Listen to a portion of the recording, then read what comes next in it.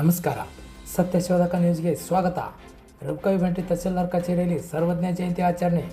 ಬಾಗಲಕೋಟೆ ಜಿಲ್ಲೆಯ ರಬಕವಿಬೆಂಟಿ ತಾಲೂಕಿನ ರಬಕವಿ ನಗರದ ತಹಸೀಲ್ದಾರ್ ಕಚೇರಿಯಲ್ಲಿ ತ್ರಿಪದಿ ಕವಿ ಸರ್ವಜ್ಞ ಭಾವಚಿತ್ರಕ್ಕೆ ಪೂಜೆ ಪುಷ್ಪ ನಮನ ಸಲ್ಲಿಸಿದರು.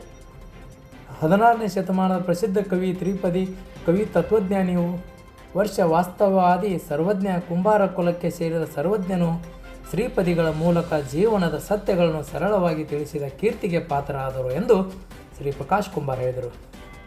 ಗಿರೀಶ್ ಸ್ವಾದಿ, ತಹಸೀಲ್ದಾರ್ ಸತೀಶ್ ಕುಮಾರ್ ಗೌಡ್, ಸಾತಿಹಾಳ ಕುಗಟ್ಟಿ, ಕಂದಾಯ ನಿರೀಕ್ಷಕರು ಪ್ರಕಾಶ್ ಮಠಪತಿ, ಗ್ರಾಮ ಅಧಿಕಾರಿಗಳು ಸದಾಶಿವ ಕುಂಬಾರ್, ಚೇತನ್ ಭಜಂತ್ರಿ, ಸಂಗಮೇಶ್ ಸಜ್ಜನವರ್, ಚೇತನ್ ಕುಂಬಾರ್, BM ಹಳ್ಳಿಮನಿ, ಸದಾಶಿವ ಕುಂಬಾರ್, ಮಹಾದೇವ್ ಕುಂಬಾರ್, ಶಂಕರಪ್ಪ ಕುಂಬಾರ್, ಗುರು ಕುಂಬಾರ್, ಸವಿತಾ ಕುಂಬಾರ್, ಗೋದಾವರಿ ಕುಂಬಾರ್ ಮತ್ತು ಸಮಾಜದವರು ಮುಂತಾದವರು ಹಾಜರಿದ್ದರು. ವರದಿ ಸಂಗಪ್ಪ ಛತ್ರಗಿ, ರಬಕವಿಬೆಂಟಿ.